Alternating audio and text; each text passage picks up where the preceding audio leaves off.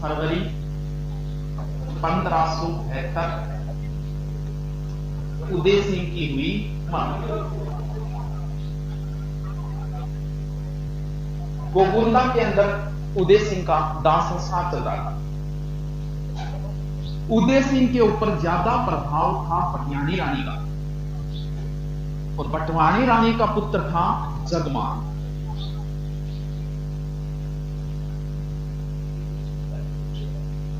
अब मेवाड़ गोगुंदा के अंदर, मेवाड़ के अंदर एक रिवाज है कि जो राणा बनेगा वो दाग संस्कार में नहीं जाएगा। तो जब उदय सिंह का दाग संस्कार चल रहा था तो वहां पर कुछ सामंतों ने पूछ लिया कि जगमान कौन दी, तो जगमान की नहीं बोल भी, जगमान आपको पता नहीं, स्वर्गीय महाराणा ने जगमान को तो राणा बना के चले गई, राणा बना के चले गए, नियम के विरुद्ध ये कैसा कार्य मालूम। राणा का हकदार तो कुंवर प्रताप है, कुंवर प्रताप यहीं के दाग संस्कार के समय। बोल भी राणा का हकदार जगमान को राणा कैसे बनाया, वो तो छोटा पुत्र है, जबकि राजगद्दी का हकदार कौन होता है, बड़ा पुत्र।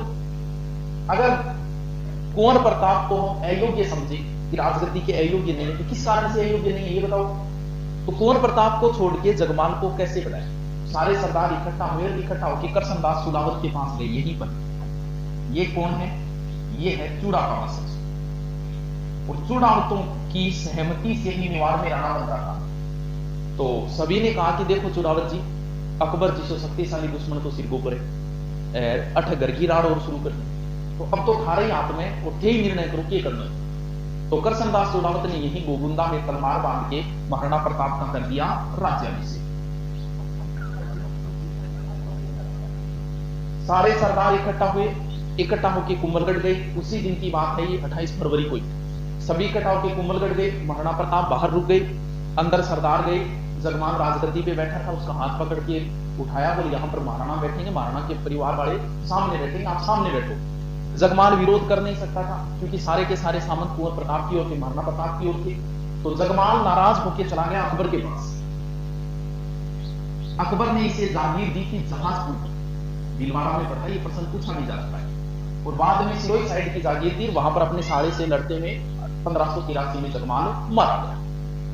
अब दोबारा कुंभलगढ़ दुर्ग में विधिवत तरीके से दोबारा महाराणा प्रताप का राज्याभिषेक हुआ। कहते हैं कि इस राज्याभिषेक के समय मारवाड़ से राव चंद्र सेन, जो कहते हैं महाराणा प्रताप के मामा लगते थे, वो भी इस समय आए हुए थे। तो अब नया महाराणा कौन आ गया, महाराणा प्रताप। एक एक चीज इंपॉर्टेंट है, प्रत्येक चीज पूछी जा चुकी है, इनका शासनकाल आपको रखना पड़ेगा, बाकी का पढ़ो या न पढ़ो, इनका पढ़ना पड़ेगा। यहीं से भी उसने प्रश्न पूछ ली घुमा फिरा के। एक बार ऐसे पूछा कि महाराणा प्रताप ने कितने वर्षों तक शासन किया, 97 में से घटा दो। जन्म से संबंधित अनेक अलग अलग ग्रंथ इनका जन्म अलग अलग बताते हैं, लेकिन एग्जाम में जो पूछा जा चुका है, जिसका उत्तर माना गया, अपन वही देख लेंगे। इनका जन्म हुआ 9 मई 1540। ये ना याद रखो तो ये तो याद रखना ही रखना, ज्येष्ठ शुक्ल तृतीया वार रविवार, और कहां पर, कुंभलगढ़ दुर्ग के बादल में। हाँ जुना कचहरी, कोई बात नहीं। अब इसको देखो कैसे घुमा के पूछा उसने। महाराणा प्रताप का जब राज्याभिषेक हुआ उस समय उनकी उम्र क्या थी, यानी ऑप्शन से भी काम नहीं चलेगा। एकमात्र शासक है जिनके सारे प्रश्न पूछ ली घुमा फिरा के। तो 72 और 40 यानी लगभग उनकी उम्र क्या थी, 32 वर्ष। माता का नाम सेहंताबाई। ननिहाल कहां है महाराणा प्रताप का, पांडी। पांडी वाले कहते हैं कि नहीं जी, महाराणा प्रताप का जन्म हमारे यहाँ हुआ था, क्योंकि ज्येष्ठ पुत्र है और अपने रूल होता है कि ज्येष्ठ पुत्र हमेशा कहां है, ननिहाल में होता है। तो वो कहते हैं कि पाली, लेकिन आपको ये याद रखना है, पिता कौन हो गए, उदय सिंह। पत्नी, राजाओं की कई पत्नियां होती थी, लेकिन मैन वही याद रखनी है जो विकट परिस्थिति में महाराणा के साथ रही थी। क्या नाम है, अजबदे पवार। ये बिजोलिया के रामरथ की पुत्री है अजबदे पवार, और पुत्र भी उसी को याद रखना है जो आगे राणा बनेगा, कौन, अमर सिंह। और बचपन का नाम, बीलों के छोटे बच्चे को टीका बोलते हैं, बचपन का नाम टीका। गुरु राघवाचार्य।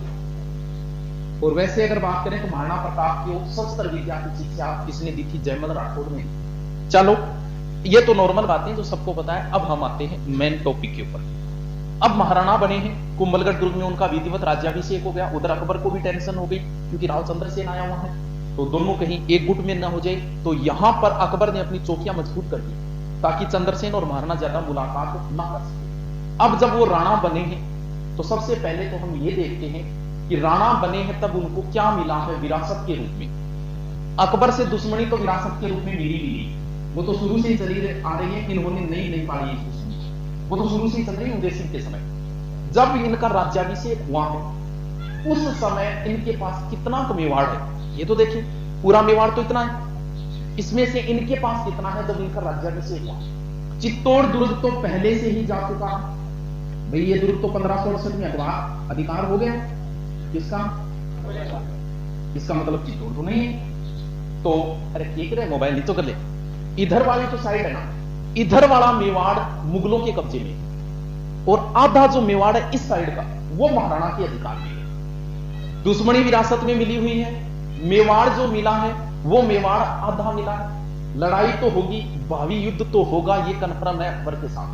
अब महाराणा के सामने दो चॉइस है, या तो अकबर की अधीनता स्वीकार करो और ऐश करो, दूसरा तरीका है अकबर की अधीनता न स्वीकार करके और जो परिणाम है उसे भुगतने के लिए तैयार रहो। अगर अधीनता स्वीकार करके ये ऐशो आराम करते हैं तो एक तो कुल परंपरा का उल्लंघन है और इनके आगे महाराणा लगे शब्द का कोई औचित्य नहीं रहेगा। अगर ये अधीनता स्वीकार कर लेंगे तो रास्ता तो दूसरा ही चूज करेंगे, और दूसरा रास्ता संकट से भरा हुआ है लेकिन फिर भी स्वाभिमान की ओर ले जाता है दूसरा रास्ता। तो महाराणा दूसरा रास्ता ही अपनाएंगे, अकबर का विरोध करेंगे, अधीनता स्वीकार नहीं करेंगे। लड़ाई तो होगी अकबर के साथ, और अकबर कितना शक्तिशाली है वो अंदाजा लगा लो कि अकबर की सीमा इधर को फैली हुई है लाहौर तक, इधर जा चुकी है बंगाल तक, नीचे आ चुकी है उड़ीसा तक, यानी इतने बड़े भारत का मालिक, वर्तमान भारत से भी बड़ा भारत था अकबर के पास। और महाराणा के पास कितना का मेवाड़ है, जितना मेवाड़ है उनमें से आधा, और उसमें से भी ओनली एक ही दुर्ग है, कौन सा, कुंभल। बात करें लड़ाई जो होगी, युद्ध जो होगा वो तो सैनिक शक्ति के दम पर होगा। ये तो देखिए कि दोनों के पास सैनिक शक्ति कितनी है भाई, उसका तो बात ही बता दिया कि वर्तमान भारत से बड़ा भारत है, तो उसकी तो छोड़ो बात ही, उसके पास कितनी बड़ी सेना है। बात यह करे कि अपने पास कितनी है। जब राणा बने हैं 72 में, उस समय इनकी सैनिक शक्ति कितनी मजबूत है। देखो थोड़ा सा बैक चलो, महाराणा कब बने 1572, थोड़ा सा बैक आओ 1568, चित्तौड़ का तीसरा साल। सैनिक तो वीरगति को प्राप्त हुए थे, भयंकर युद्ध हुआ था, अकबर ने इसका परिणाम देखा ही था। थोड़ा सा और बैक चलो 1535, चित्तौड़ का दूसरा साल। थोड़ा सा और बैक चलो 1527, खानवा युद्ध। इतने समय में मेवाड़ में 3 बड़े युद्ध हो चुके हैं। इसका मतलब सैनिक शक्ति भी क्या है, कमजोर है। अब महाराणा का मेन उद्देश्य एक ही रहेगा, किसी तरीके से सैनिक शक्ति मजबूत हो। युद्ध तो होगा, तो सैनिक शक्ति मजबूत करने के लिए इन्होंने नए नए सैनिकों की भर्ती की। आज की तरह ही होता था, सेना में भर्ती होती थी, पैसे मिलते थे, तो नए नए सैनिकों की भर्ती की, भीलों से दोस्ती की, और एक मैन भील का नाम आएगा जिसका आप सभी नाम जानते हो, क्या, पूंजा। मात्र 6 महीने हुए राणा बने हुए, और उधर से प्रोसेस शुरू हो गई, किधर से, अकबर ने मात्र 6 महीने बाद ही अपने शांति अभियान शुरू कर दिए। सबसे पहले वो किसको भेजेगा, जलाल। एक अभियान 1572 में आएगा, 3 अभियान 1573 में। प्रत्येक अभियान का हम विश्लेषण करेंगे। देखो अकबर ने सबसे पहले शांति अभियान समझाने के लिए कि ये फायदे हैं, ये नुकसान है अधीनता के, सबसे पहले जलाल खां को भेजा। अब महाराणा को इसके साथ कैसा व्यवहार करना है, जलाल खां के साथ। महाराणा का उद्देश्य क्या है भाई, वीर तो है, ये बात तो सबको पता है, बुद्धि के हिसाब में कैसे। महाराणा में वीरता भी थी और बुद्धि भी थी। महाराणा का उद्देश्य एक ही था कि ये जो अकबर के साथ युद्ध होने वाला है, इस युद्ध को मैं थोड़ा सा आगे खिसका दूं। अगर तुरंत युद्ध हो जाता है 72 में, तो आपको पता है 72 में तो महाराणा बने ही है और सैनिक शक्ति कमजोर है, तो महाराणा ये चाहते हैं कि इस युद्ध को थोड़ा सा आगे खिसका दूं। थोड़ा सा अगर आगे खिसक गया तो मैं अपनी सैनिक शक्ति मजबूत कर दूं और उसके बराबर खड़ा हूं। तो जलाल खां के साथ ऐसा व्यवहार करना है कि जिससे ये नाराज ना हो, युद्ध 72 में ना हो, तो कोई ना कोई कमी निकाल के महाराणा अभियान को वापस भेज रहे। जलाल खां के साथ ही ऐसा ही व्यवहार किया, अच्छा व्यवहार किया गया इसके साथ में। जैसे अपन को क्या होता है कि शादी करें, शादी हमें करनी नहीं, छोरी गया छोरो रिश्तो आए, मना हम करना नहीं चाहते। तो फिर एक ऐसा तरीका भी तो है, कभी मारछोरी को मामू गेट हो रात वो आओ वो ही करे, मारतो रिश्ता रास्ता वो ही करे। इसका मतलब हमने ना तो हाँ कहा और ना कहा, बात को अदर जुल्म में छोड़ दिया। बोले बस पुलिस को पेपर हो जाए 3 महीना बाद और फिर हम बता दें हमें। इसका मतलब ना तो हाँ कहा और ना ही ना। जलाल खां को ना हाँ कहा ना कहा, जलाल खां वापस लौट गया। पहला अभियान क्या हो गया? अकबर ने सोचा यार हो सकता है एक मुसलमान को भेजा इसलिए कोई निष्कर्ष नहीं निकला होगा, ऐसा करते हैं किसी समाज के व्यक्ति को भेज दे। पहली बात तो समाज के व्यक्ति का अलग इफेक्ट पड़ता है, और अगर सेम जातियां हैं तो इसमें बात करने में भी सहूलियत होगी। तो इधर वाली साइड से ही आ रहा था मान सिंह, और बीच में ही अकबर ने संदेश भेजा कि आप महाराणा की ओर जाओ। तो दूसरे अभियान के रूप में कौन आएगा? मान सिंह। इस समय मान सिंह राजा नहीं है, क्या है? कुंवर मान सिंह है। अब मानसिंह के साथ क्या व्यवहार हुआ, क्या बातें हुई, राजपूताने में तो अनेक कहानियां हैं, लेकिन हम इनका जिक्र कर लेते हैं। बढ़िया, इनकी मुलाकात कहां हुई ये विवादित है। गोपीनाथ शर्मा कहता है गोगुंदा में हुई, टोड कहता है उदयसागर झील पर हुई, और कुछ ग्रंथों में लिखा है पिछोला झील पर हुई। तो हम मानसिंह और महाराणा की मुलाकात कहां करवा देते हैं? उदयसागर झील पे करवा देते हैं। बढ़िया रात्रि भोज का आयोजन किया गया, बढ़िया चौकी बनवाई गई और बढ़िया शुद्ध शाकाहारी भोजन बनवाया गया। शाम को खाने का वक्त हुआ। कहते हैं कि महाराणा की ओर से खाना खाने के लिए महाराणा ने अपने पुत्र को भेज दिया, किसको? कुंवर अमर सिंह। कुंवर अमर सिंह को देख के मान सिंह का दिमाग खराब हो गया, क्योंकि मान सिंह जानता था ये कि महाराणा मेरे साथ खाना नहीं खाना चाहता। वो मुझे विधर्मी समझते हैं कि तुम मुसलमानों के साथ रहते हो, तो विधर्मी समझने की वजह से वो मेरे साथ खाना नहीं खाना चाहता। जैसे ही खाना तैयार हुआ, खाने के लिए एक वो लियो लेते ही मान सिंह ने पूछ लिया कि राणा जी को नहीं आया? तो अमर सिंह बोले राणा जी तो थोड़ा सो सिर दर्द हो बिन कारण को नहीं आ पाया। तो मान सिंह ने छोड़ दिया वहीं पर खाना। चलो ही कौन करे? बोल चलो तो आगे करूंगा वापस। सिर दर्द मन पता है कि सिर दर्द है, और सिर दर्द की गोली मैं लेके आऊंगा। तो वहां पर कोई सरदार खड़ा था, कोई राजपूत, उसने कह दिया बोला जी यार अंत फिर फूफे नोट नहीं, अगर तुम आओगे अकेले तो जहां जचे वहां अपनी जगह तय कर लेना, और अगर अकबर को साथ लेके आओ तो फिर हम तुम्हारा मालपुरा में ही स्वागत कर देंगे, क्योंकि मालपुरा के आगे मेवाड़ शुरू हो जाता था। अब बताते हैं मान सिंह वापस चला गया नाराज होती। अब राजपूता में बहुत आपने कभी कहावत सुनी कि कुत्ता बेड़ी खीर, कुत्ता बेड़ी खीर, ये कहावत यहीं से शुरू हुई थी। कहते हैं कि मान सिंह के जाने के बाद ये चौकी खुदवाई गई, यहां गंगा जल छिड़कवाया गया, वो खाना कुत्तों को दिया गया, वो खीर थी, कुत्ता बेड़ी खीर कहावत शुरू हो गई। अब हम इस बात का जिक्र करें कि ये जो कहानी राजपूताने में प्रचलन में आई कि मान सिंह का अपमान हुआ, वापस गया, क्या ऐसा हुआ था कि नहीं हुआ था? देखो, आपको मैंने महाराणा की नीति बताई थी कि महाराणा का उद्देश्य था इस युद्ध को थोड़ा आगे खिसकाना, यही तो है। तो फिर वो ऐसी गलती क्यों करेंगे? मान सिंह को नाराज क्यों करेंगे? मान सिंह की अगर यहां बेइज्जती हुई होती तो ये युद्ध 76 में नहीं होता, ये युद्ध 73 में ही हो जाता। पहला प्रमाण तो ये कि मान सिंह के साथ अच्छा व्यवहार किया गया। दूसरा जो सबसे बड़ा प्रमाण है कि मान सिंह के साथ अच्छा व्यवहार किया गया, इसका अगर मान सिंह की यहां बेइज्जती की होती तो कभी भी तीसरे अभियान के रूप में मान सिंह का पिता भगवान दास नहीं था। भगवान दास आया है, इसका मतलब मान सिंह के साथ भी अच्छा व्यवहार किया गया। तीसरे अभियान के रूप में भगवान दास आया, बातें चीतें हुई, लेकिन भगवान दास ने भी जय माता जी करके वापस। लास्ट एक ट्राई और कर लेते हैं, टोडर दिसंबर में आया टोडर। 2 अभियानों के बाद में कन्फर्म हो चुका है कि अधीनता स्वीकार नहीं करेगा। सामने दिख रहा है, आपको भी दिख रहा है। फिर भी अकबर अभियान पे अभियान क्यों बेच रहा है? भी अकबर की इसके पीछे क्या साइकोलॉजी? भाई 2 अभियानों के बाद ये तो कन्फर्म हो गया कि अधीनता स्वीकार नहीं करेगा, मान सिंह के बाद कन्फर्म हो चुका है, फिर भी क्यों भेज रहा है? अकबर अभियान इसलिए भेज रहा है कि अकबर भारत का महान राजा बनना चाह रहा है। जैसे हमें पाकिस्तान पे आक्रमण करना, ये भी कन्फर्म है कि पाकिस्तान तो कमजोर है, तो युद्ध के अंदर परिणाम भी पहले से पता होता है। तो पाकिस्तान पे हमें आक्रमण करना है तो हम विश्व की जनता के सामने 1-2 शांति वार्ताएं करेंगे, भारत को भी पता चलेगा पाकिस्तान के साथ शांति वार्ता हो रही, और फिर हम युद्ध करेंगे ताकि जनता की सहानुभूति मिले, विश्व के और लोगों की सहानुभूति मिले। बोले भारत युद्ध नहीं चाहता है, युद्ध कौन चाहता है? पाकिस्तान। अकबर बड़ा बादशाह बनना चाह रहा है कि देखो मेरे का नहीं कोई कमी है, मैं देखो शांति अभियान भेज रहा हूं, लेकिन मान कौन रहा है? ये नहीं मान रहा है। युद्ध कौन चाहता है? युद्ध महाराणा प्रताप चाहते हैं, युद्ध मैं नहीं चाहता। मैंने पूरी ट्राई की अपनी तरफ से, और ये बात अबुल फजल खुद लिखता है अपने ग्रंथ में कि महाराणा प्रताप एक हट्टी, जिद्दी और घमंडी राजा है, तो इसका मतलब वो ये सिद्ध करना चाह रहा है कि देखो मैं युद्ध नहीं चाहता, युद्ध महाराणा का।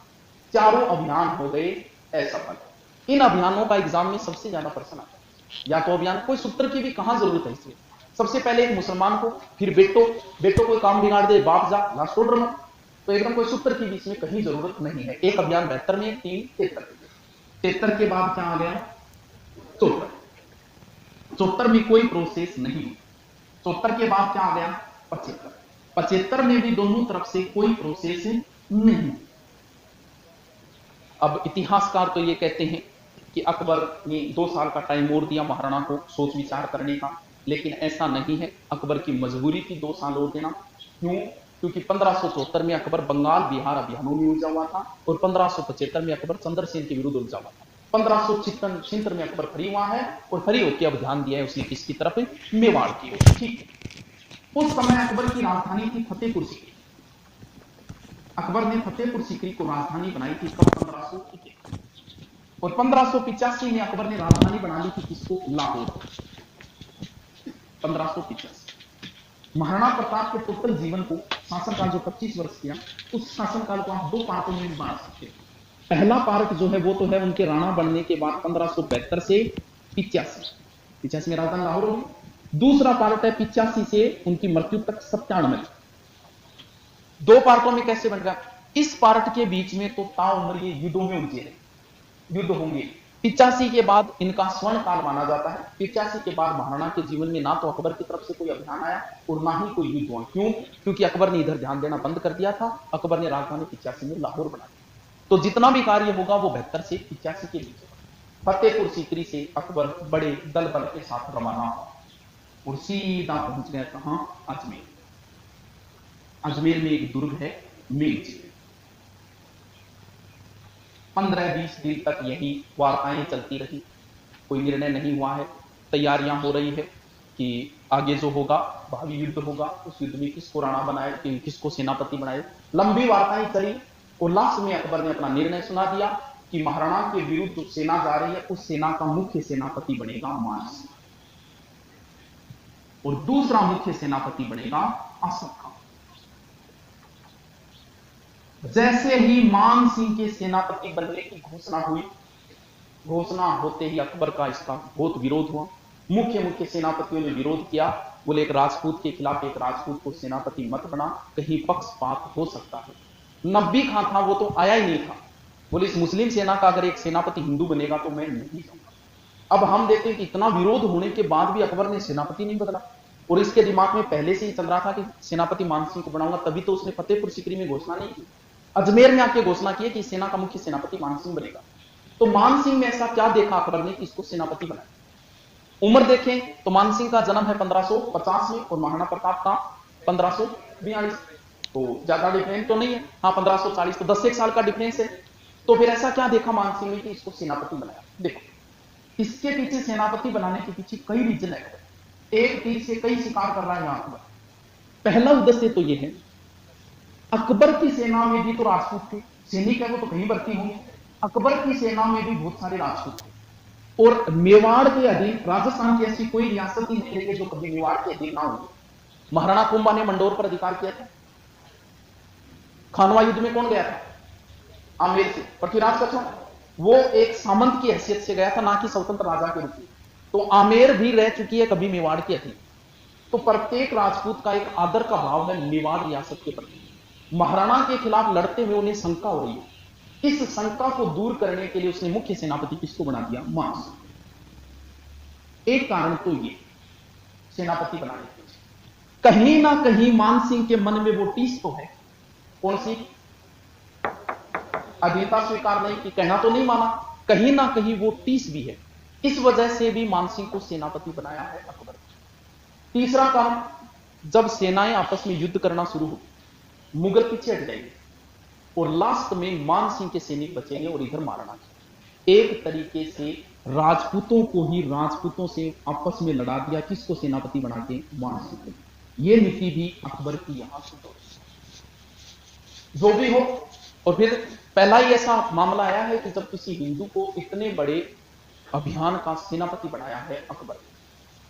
अगर एक और देखे ना, मानसिंह का पिता था भगवान दास। कहते हैं कि भगवान दास उदय सिंह के दरबार में था, बाद में अकबर की अधीनता स्वीकार कर ली। तो महाराणा जो है वो इन लोगों को बागी समझता है। जैसे कभी कोई व्यक्ति आपके अधीन रहा हो और वो आपको कभी ललकारे युद्ध में, तो आपको डबल गुस्सा आता है, बोले काल तानी तो मेरे नौकर हो, आज मनी चुनौती दे। तो मान सिंह को सेनापति बनाने की वजह से महाराणा को डबल गुस्सा आएगा और कहीं ना कहीं गलती कर देंगे, मैदान में आके लड़ना शुरू कर देंगे या फिर कहीं ना कहीं गलती करेंगे। इस वजह से भी उसने मुख्य सेनापति किसको बनाया है? मान सिंह को। अब मान सिंह दल बल के साथ रवाना हुआ और अपना पहला पड़ाव कहां डाला? मांडलगढ़। मांडलगढ़ पड़ता है भीलवाड़ा। अप्रैल में मान सिंह मांडलगढ़ पहुंच गया, अप्रैल 1576। बराबर सूचनाएं पहुंच रही है, महाराणा को भी सूचनाएं मिल रही है और महाराणा ने भी इधर युद्ध की तैयारियां करती। महाराणा के पास एक ही दुर्ग है, कौन सा? कुंभल। हल्दी घाटी युद्ध हमें भी उस समय तो नहीं पता है कौन सा युद्ध होगा, लेकिन हमें अब तो पता है कि हल्दी घाटी युद्ध हुआ था। तो हल्दी घाटी युद्ध की मुगलों ने यानी अकबर ने योजना किस दुर्ग में बनाई? और यहां महाराणा ने किस दुर्ग में बनाई? कुंभल। और महाराणा इधर से रवाना होकर पहुंच गए गोगुंडा, अपनी तैयारियां शुरू कर दी। मान सिंह यहां 2 माह तक रुका मांडलगढ़। इतना टाइम यहां क्यों लगाया? ये भी सोचने की बात है कि यहां मेवाड़ की भूमि में पहुंचने के बाद 2 महीने क्यों लगाए, 2 महीने क्यों रुका मांडलगढ़? ऐसा कहते हैं, एक तो कारण ये है कि जब सेना रवाना होती है तो एक साथ ही है, लेकिन ये दूरी भी तो बहुत ज्यादा है अजमेर मांडलगढ़, तो सेना 8, 10, 15 किलोमीटर में फैल जाती थी। लास्ट में एक स्थान पर रुकेंगे और सारी सेना इकट्ठा। एक कारण तो ये, लेकिन इस कारण में भी 2 माह नहीं लगे। तो फिर हो सकता है मान सिंह के दिमाग में ये बात चल रही हो कि क्या पता अब तो सेना आ गई, महाराणा को सूचना मिल गई, क्या पता अब भी अधीनता स्वीकार कर लो। ये भी कारण हो सकता है। लेकिन कहीं कारण ये भी हो सकता है कि मान सिंह ये सोचता है कि क्या पता हमें आगे नहीं जाना पड़े और महाराणा खुद ही आ जाए, यहां मांडलगढ़ में आक्रमण करके यही युद्ध हो जाए। इधर से महाराणा ने तैयारियां भी कर ली, वो चलो मांडलगढ़ ही चलते हैं। तो महाराणा के सामंतों ने मना कर दिया, बोल वो आ रहे हैं तो उनको ही आने दो। मांडलगढ़ में अगर हम आक्रमण करेंगे तो अपने नुकसान। पहला तो ये होगा कि मांडलगढ़ से अजमेर का रास्ता है, वहां से वो अतिरिक्त सेना बुला लेंगे, उन्हें पहाड़ियों में आने तो पहाड़ियों में गिरेंगे। यहां महाराणा को विचार अच्छा लगा, वो चलो ठीक है वेट करके आने दो उनको। दोनों तरफ से कोई प्रोसेस नहीं हुई तो मान सिंह रवाना हो गया कहां से? मांडलगढ़ से। मान सिंह रवाना होके और पहुंच गया, एक पहाड़ी है खमनोर। मान सिंह ने अपना पड़ाव डाल दिया कहां? खमनोर। इधर अपनी तैयारियां पूरी है और अपन की पहले से ही सेना है कहां पर? गोल।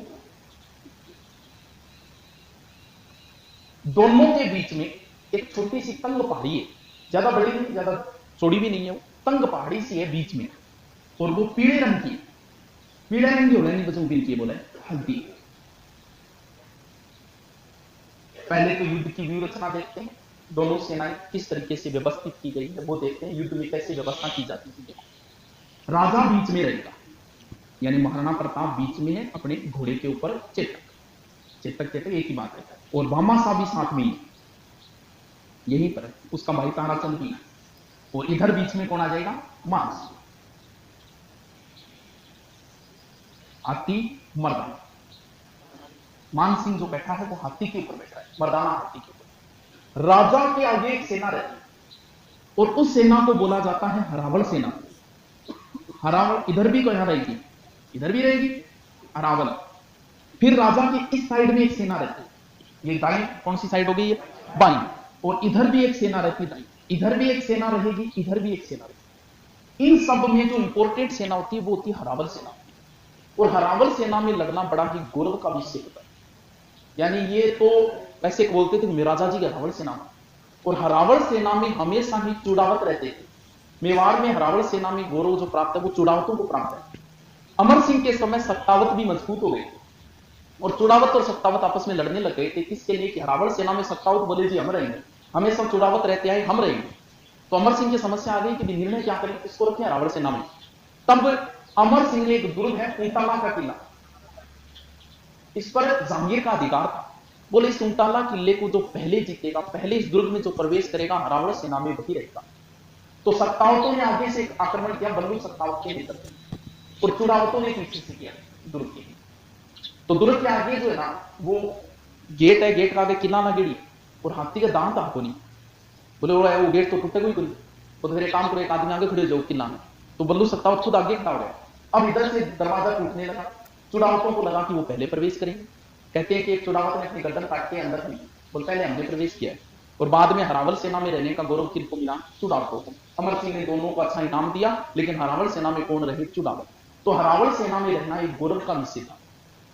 महाराणा की हरावल सेना का नेतृत्व हाकिम खां सूर ने किया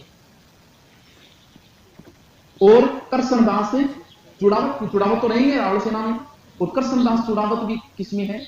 हरावल सेना में। हाकिम खां सूर ने बड़ी वीरता से लड़ा था यहां, और इसने कहा भी था कि आज मेरे हाथ से कोई तलवार नहीं छुड़ा सकता।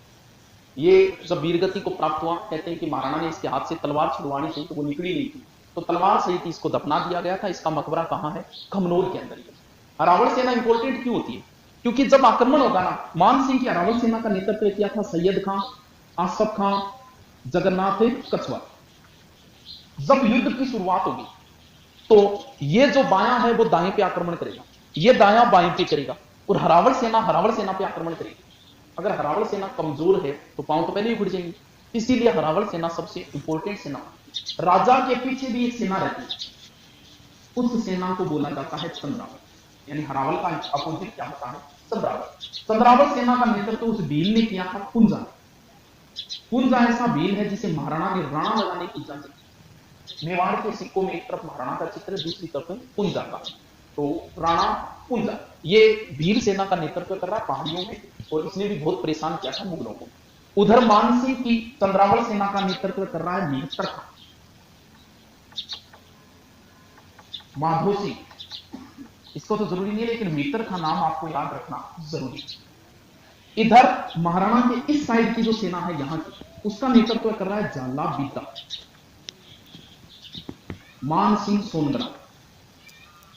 और महाराणा की जो ये सेना है इधर नेतृत्व कर रहा है राम शाह तंवर, और इसके 3 पुत्र। इस युद्ध में तंवर जितने भी लड़े थे उनमें से एक भी नहीं बचा था। ये तो व्यवस्था हो गई। मान सिंह के साथ एक इतिहासकार भी आया था जिसका नाम था बदायूं। इसको भी सैनिक दे रखे हैं। वैसे तो ये गाजी बनने के लिए आया है, इस युद्ध में स्पेशल लिख रहा है, युद्ध का आंखों देखा हाल लिख रहा है। लाइव साइड में बैठा है, इधर ये आया, इधर महाराणा आया, इधर उनका हाथी आया, ये आया, इसने वीरता दिखाई। ये वैसे तो बहुत बड़ा चमचा था अकबर का, लेकिन इस युद्ध का जो इसने वर्णन किया ना, वो बिना पक्षपात किया था। सारी की सारी बातें इसने सही लिखी है इस युद्ध की। बीच बीच में लिख रहा है, मौका मिले तो लड़ाई भी करिए, पाछा आगे आपका नोट्स बना लाए जाए, बढ़िया नोट्स क्या। अब जो है, अब हम एक बात की और चर्चा करें। अब तो दोनों सेना आमने सामने है, सेनाएं आमने सामने खड़ी हैं। इस समय कौन मजबूत है? वो तो बता दी कि उस हिसाब से तुलना की तो अकबर मजबूत था। वर्तमान में कौन मजबूत है? दोनों सेनाएं जब आमने सामने खड़ी है, अब कौन मजबूत है? चलो देखते हैं कि अब कौन मजबूत है। महाराणा के जीवन का यह पहला ही युद्ध। अनुभव की बात करें कि अनुभव कितना है। 72 में राणा बनने के बाद उनके जीवन का यह पहला युद्ध है। इसका मतलब युद्धों का अनुभव तो नहीं है महाराणा को, पहला युद्ध, और वो भी सीधा किसके साथ? अकबर के साथ। हां भाई, जब वो राजकुमार थे तब उन्होंने युद्धों में भाग लिया था, लेकिन वो तो एक राजकुमार के रूप में लिया था। महाराणा बनने के बाद उनके जीवन का यह पहला युद्ध। तो सैनिक शक्ति से जीते जाते हैं। सैनिक शक्ति देखिए कि किसकी कमजोर है, किसकी मजबूत है। क्या इस युद्धों में तोपों का प्रयोग हुआ? बिल्कुल हुआ। मान सिंह जो छोटे मोटे तोप लेके आया था, क्योंकि इन पहाड़ियों में बड़े तोपों को ले जाना असंभव था, तो छोटे मोटे तोप थे। महाराणा के पास किसी प्रकार का कोई तोप नहीं था। सैनिक शक्ति की बात करें तो मेवाड़ की ख्यातों में तो यह लिखा हुआ है कि मान सिंह के पास 80,000 सेना थी, महाराणा के पास 20,000 सेना, जो कि अतिशयोक्तिपूर्ण है। लेकिन एग्जाम में पूछ लिया कि मेवाड़ की ख्यातों के अनुसार महाराणा के पास कितनी सेना थी? 20,000, यानी ये तो 1:4 है। नैर से यह कहता है कि मान सिंह के पास 40,000 सेना थी और महाराणा के पास 9 से 10,000 सेना थी। यह भी अतिशयोक्तिपूर्ण है। तो फिर हम किसकी सही मानेंगे? हम तो उसकी सही मानेंगे जो लाइव देख रहा है। बदायूं कहता है कि मान सिंह के पास 5,000 सैनिक थे और महाराणा के पास 3,000 सैनिक। तो भी सेना का अनुपात भी क्या हो गया? 2:1। अनुभव की बात करें तो महाराणा के जीवन का पहला युद्ध है। सैनिक शक्ति की बात करें तो भी मान सिंह के मुकाबले में सेना क्या है? कम है। अब मैदान में खड़े हैं, तारीख 2 तारीख आती है, दोनों ही सही है, आपको दोनों याद करनी है, 18 या 21 जून 1596।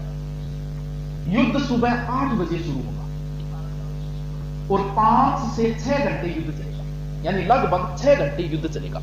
अब हम बदायूनी के अनुसार ही आगे का वर्णन करेंगे। बदायूनी के अनुसार युद्ध की शुरुआत जो हुई है वो किन की ओर से हुई है? महाराणा की ओर से। महाराणा की ओर से एक हाथी बाहर निकल के आया, और जैसे ही हाथी बाहर निकल के आया तो सबसे पहले युद्धों में जो वाद्य यंत्र होते हैं ना, बेरी वगैरह, और वो वाद्य यंत्र बजने शुरू होते हैं, और फिर वीर रस की कविता सुनाने वाले कवि शुरू हो जाते हैं, और दोनों ओर से युद्ध शुरू हो जाता है। युद्ध शुरू हुआ। युद्ध शुरू होते ही जो पहला आक्रमण था वो हरावल का। हरावल पे जैसे ही आक्रमण किया तो कहते हैं कि महाराणा ने इतने जबरदस्त तरीके से पहला आक्रमण किया कि मुगल सेना जो है वो यहां से भाग खड़ी। ये बात खुद बदायूनी भी लिखता है, और खुद लिखता है कि मैं भी भाग खड़ा हुआ, पक्षपात होकर बेचारे को सही तरीके। बदायूनी लिखता है कि जबरदस्त आक्रमण हुआ, और आक्रमण के बीच में समझ में ही नहीं आ रहा था। मैंने आसफ खां से पूछ लिया कि समझ में ही नहीं आ रहा है, अपने वाले राजपूत कौन से और उनके वाले कौन से, किसको मारें? तब आसफ खान ने कहा कि तुम तो तीर चलाते जाओ, जिस भी साइड के राजपूत मर रहे हैं इस्लाम को तो फायदा ही है। मैंने भी कई तीर चलाए, काफिरों को मारा। ये काफिर शब्द काम देता है, जबकि ये कोई धर्म युद्ध नहीं था। सिर्फ बदायूनी बोल रहा है कि मैंने कई काफिरों को मारा। इतनी भीड़ थी कि एक भी तीर खाली नहीं गया। दोनों साइड की सेनाएं इस तरीके से लड़ रही थी कि लोगों ने अपना खून सस्ता और इज्जत महंगी कर दी। पहले पड़ाव में हमारी सेना भाग खड़ी हुई, और भागकर 8 से 10 किलोमीटर तक फैल गई और बनास नदी तक चली गई। इस युद्ध को बनास का युद्ध भी कहा जाता है, खमनोर का युद्ध भी कहा जाता है, गोगुंदा का युद्ध भी कहा, क्योंकि बदायूनी इस तरीके से सेना को देख रहा था कि उसे सिर्फ और सिर्फ महाराणा की सेना ही लड़ते हुए दिख रही थी पहले पड़ाव में। इसीलिए तो महाराणा कहां खड़े थे? गोगुंदा में। इसीलिए बदायूनी ने इस युद्ध को गोगुंदा का युद्ध कहा। दोनों सेना जो है हमारी, मानसिंह भी कहते हैं कि भाग खड़ा हुआ था। दोनों सेना जो है वो बनास नदी में, मानसिंह की मुगलों की सेना बनास नदी तक चली गई। उस समय मेहतर खान ने बड़ी चतुराई दिखाई, और मेहतर खान ने हाथी पर चढ़कर जोर जोर से आवाज लगानी शुरू कर दी कि बादशाह सलामत आ गई, बादशाह सलामत आ गई। ये नहीं लिखता है बदायूनी की क्या आवाज लगाई, लेकिन इतिहासकारों के अनुसार इसने कहा कि बादशाह आ गए, बड़ी सेना लेके बादशाह का नाम सुन के जो सेना 8 से 10 किलोमीटर तक फैली हुई थी, धीरे धीरे वो एक मैदान में आके इकट्ठा होने लग गई, बादशाह बाग। इस युद्ध को बादशाह बाग का युद्ध भी कहा जाता है। अभी तक जो युद्ध चल रहा था वो तंग पहाड़ी में चल रहा था, और पहाड़ी में लड़ने में महाराणा की सेना को बिल्कुल भी समस्या नहीं आ रही थी, क्योंकि ये तो आदि थे इन पहाड़ियों के। मुगलों की बड़ी समस्या आ रही थी। मुगलों को पहाड़ियों में लड़ने का एक्सपीरियंस नहीं था, मुगल मैदान में लड़ने में एक्सपर्ट थे। अब जो मुगल है वो मैदान में आ गए, और इधर भी महाराणा की सेना भी जोश जोश में आके इनसे मैदान में आके लड़ना शुरू की, और सेना पीछे हटती हटती कहते हैं कि एक स्थान है रक्त तलाई तक चली गई। तो इस युद्ध का अन्य नाम और क्या है? रक्त तलाई का। यह युद्ध का पहला पड़ाव है जिसमें पूरी तरीके से महाराणा हावी रहे। अब आएगा दूसरा पड़ाव। दूसरा जो पड़ाव है पूरा का पूरा हाथियों का युद्ध है। हल्दी घाटी युद्ध को हाथियों का युद्ध भी बोला जाता है। उस समय भी हाथियों की लड़ाइयों का बड़ा वर्चस्व था, और खुद भी लिखता है बदायूनी कि हाथियों की चिंगार से पूरा हल्दी घाटी गूंज उठा। तो महाराणा ने अपना एक हाथी बाहर निकाला जिसका नाम था लूणा। इस लूणा हाथी को कंट्रोल करने के लिए मुगलों ने एक हाथी निकाला गजमुक्ता। दोनों आपस में लड़ रहे थे, और बाद में लूणा भी वापस आ गया और गजमुक्ता भी वापस आ गया। अब महाराणा ने एक इंपोर्टेड हाथी निकाल दिया जिसका नाम था राम प्रसाद। ये युद्ध में बड़ा एक्सपर्ट था। स्पेशल हाथी होती थी 2-4-5 जो युद्धों के लिए तैयार थे, और इस राम प्रसाद हाथी पर मुगलों की पहले से ही नजर थी। कहते हैं कि अकबर ने कभी मांगा था राम प्रसाद हाथी महाराणा से, और महाराणा मजाक में इस बात को टालते रहते थे। तो अब राम प्रसाद हाथी मैदान में उतार दिया। राम प्रसाद हाथी को चला रहा है प्रताप सिंह तंवर, महावत है इसका। तो राम प्रसाद हाथी को कंट्रोल करने के लिए मुगलों ने एक हाथी उतार दिया जिसका नाम था गजराज। अब अकेले गजराज से ये कंट्रोल नहीं हुआ, तो मुगलों ने एक हाथी और निकाल दिया जिसका नाम था रणबंदी। अब अकेला राम प्रसाद 2 हाथियों से जूझ रहा है। अचानक ही प्रताप सिंह तंवर पर तीरों की बारिश हुई, प्रताप सिंह तंवर मार गया। अब प्रताप सिंह तंवर जैसे ही मरा तो गजराज हाथी को चलाने वाला इस हाथी के ऊपर आ गया और राम प्रसाद हाथी को कर दिया कंट्रोल। अब युद्ध के बाद का दृश्य है, पहले बता देता हूं। जैसे युद्ध समाप्त हुआ, गोगुंदा पर अधिकार कर लिया था मानसिंह ने। फिर बोले कि भी अकबर को कोई सूचना तो दो। एक सूचना कौन देगा? युद्ध के परिणाम कौन बताने जाएगा? अकबर को भी बड़ी इच्छा थी जल्दी से जल्दी इस युद्ध का परिणाम पता चले मुझे। फतेहपुर सीकरी चला गया अकबर वापस। अकबर ने मोहम्मद खान को भेजा भी था कि जा जानकारी लेके आ युद्ध की। अब मान सिंह बोला कि देख बदायूनी तेरा काम तो हो गया पूरा, तेरा लिखने का काम था, ऐसा कर अब तू जा इस राम प्रसाद हाथी को लेके और अकबर को युद्ध का परिणाम बता। तो राम प्रसाद हाथी को लेके बदायूं रवाना हुआ। इसके साथ लगभग 300-400 सैनिक दिए और मान सिंह खुद भी मेवाड़ तक आया था इसको निकालने के लिए। तो शिकार का बहाना लेकर फिर इसको आगे निकाला। बदायूं 25 तारीख को फतेहपुर सीकरी पहुंचे। ये बात बदायूं खुद अपनी पुस्तक में लिखता है कि युद्ध की सूचना सब जगह पहुंच चुकी थी। लोगों ने रास्ते में मुझसे पूछा कि युद्ध का क्या परिणाम हुआ। जब मैंने कहा कि हम जीत रहे तो मेरी बात पर किसी ने विश्वास नहीं किया था। अब राम प्रसाद हाथी जो है वो भगवान दास ने जीत के गिफ्ट के रूप में अकबर के आगे पेश किया और अकबर ने कहा कि ये जीत तो मुझे मेरे पीर ने दिलाई। अपने राम बड़ा है, उनके पीर बड़ा है और इस हाथी का नाम क्या कर दिया था, पीर प्रसाद। ये तो युद्ध के बाद का परिणाम बाद में लेके हार हुई जीत। उस समय के हिसाब से वो जीत के गिफ्ट ही लेके गया था कौन, बदायूं। ये है युद्ध का दूसरा परिणाम। जब हाथियों का युद्ध चल रहा था तब बदायूं लिखता है कि मानसिंह ने भी बड़ी वीरता दिखाई और मानसिंह जो है वो अपने हाथी को खुद चलाने लग गया।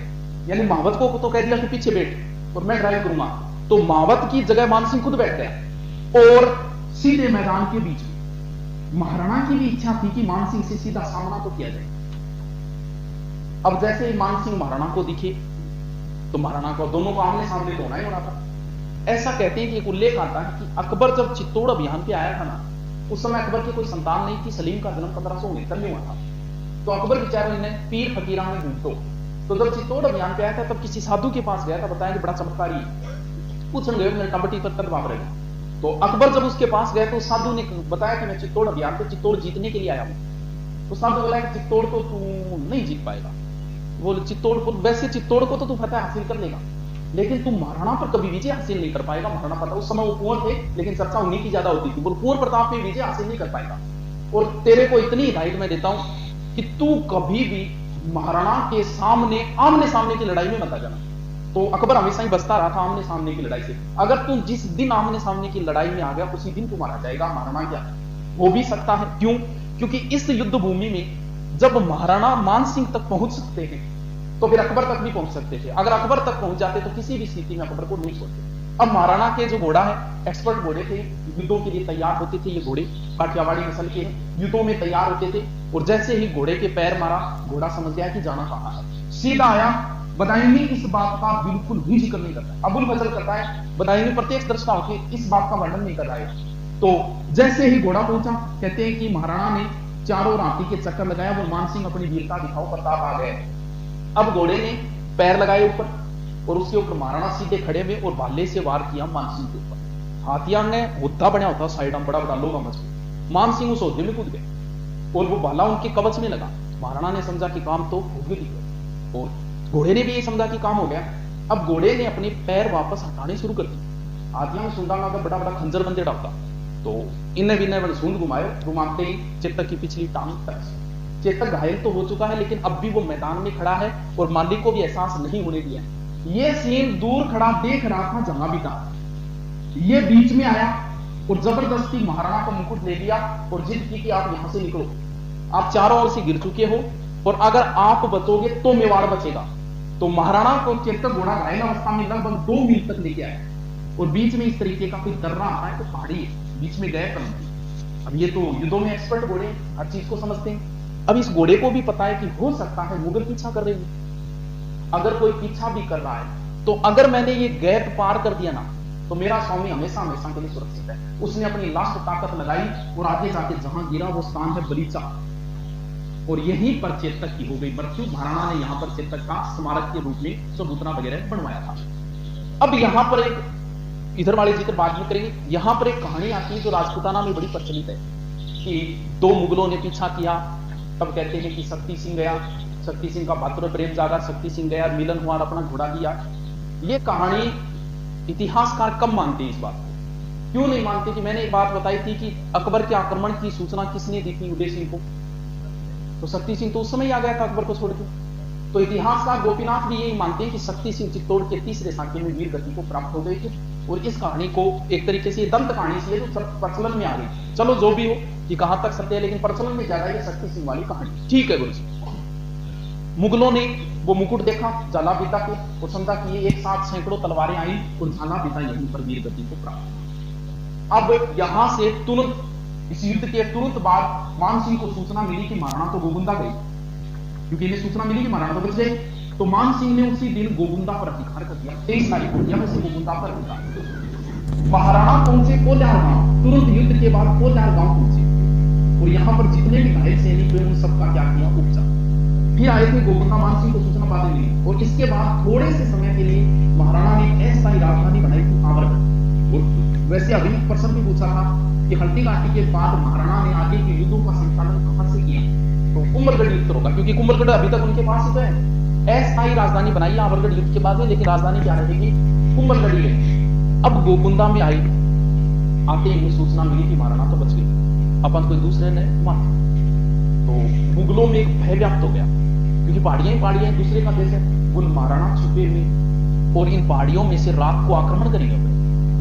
तो मान सिंह ने कहते हैं कि बड़ी बड़ी चारों दीवारें बनवाई, परकोटा टाइप बनवाया, बाढ़ लगवाई, खाइयां खुदवाई, इतनी चौड़ी खाइयां खुदवाई कि जिसको घोड़ा रात को भी जंप मार के पार न कर सके। मुगल एक तरीके से यहाँ गोकुंदा में इस तरीके से हो गए जैसे कैदी होते हैं ना, वैसे चारों ओर से महाराणा ने सहायता बंद कर दी।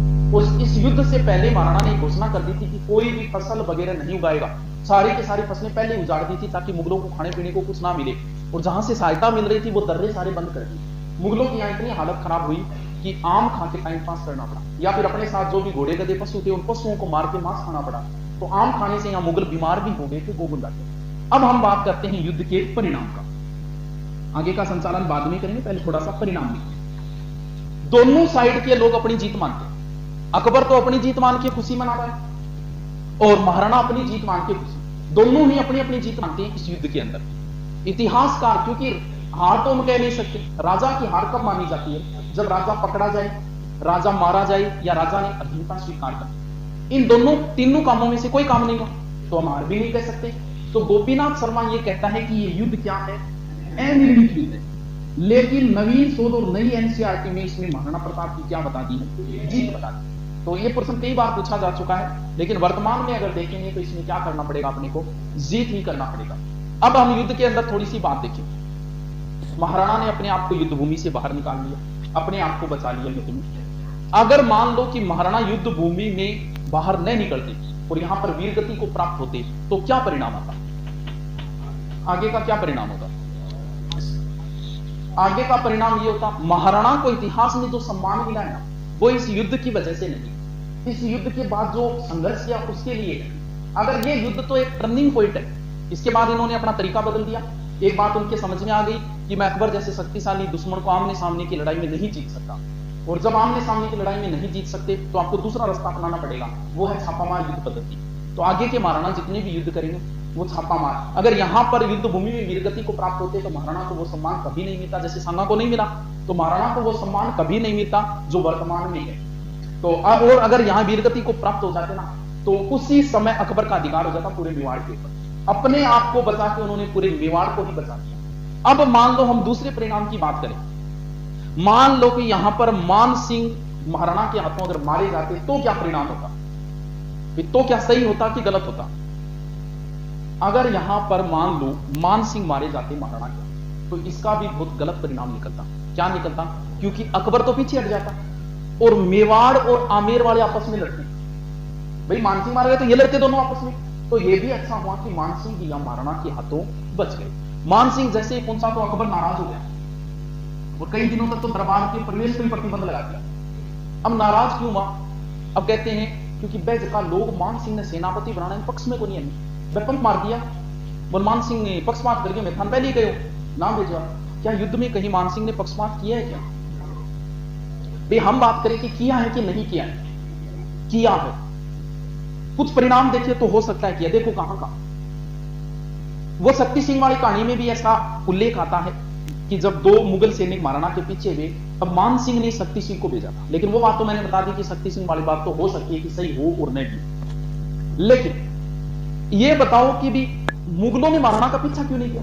भाई दो सैनिक का पीछा तो नहीं किया बाकी किसी ने। तो हो सकता है कहीं ना कहीं मान सिंह का पक्षपात है, क्योंकि मान सिंह इस बात को जानता था कि अगर महाराणा पकड़े गए ना तो अकबर मारेगा। तो हो सकता है पक्षपात किया। चलो इस बात को भी हम मान लेते हैं, इतिहासकार कह देते हैं कि हल्दी घाटी युद्ध में मुगलों की हालत इतनी खराब हो गई उनकी हिम्मत ही नहीं रही कि वो पीछा करे। चलो ये भी मान लेते हैं। एक तरीके से राजनीतिक रूप से देखें तो यहां पर मुगल हावी रहे, हावी थे। और मुगलों की आदत थी कि मुगल जिस क्षेत्र को जीत लेते थे ना उस क्षेत्र में फिर बुरी तरीके से लूटपाट करते। यहां पर भी आसफ खान ने कहा कि चलो लूटेंगे, तो मान सिंह ने कहा कि जब तक मैं सेनापति हूं ना तब तक कोई लूटपाट नहीं करने दूंगा। मैं जो युद्ध कर रहा हूं वो पूर्णतः क्षत्रिय नियमों के तहत ही कर रहा हूं। तो यहां पर किसी प्रकार की लूटपाट नहीं हुई। इसका मतलब कहीं ना कहीं तो मानसिंह का पक्षपात। दोस्तों वीडियो पसंद आते हैं तो इस वीडियो को कर दें लाइक, और साथ में इस चैनल पे नए हो तो इस चैनल को कर दें सब्सक्राइब, और साथ ही इस बेल आइकन को भी प्रेस कर दें ताकि जब भी मैं आप लोग के लिए नया वीडियो अपलोड करूँगा आप लोग को नोटिफिकेशन मिल सके।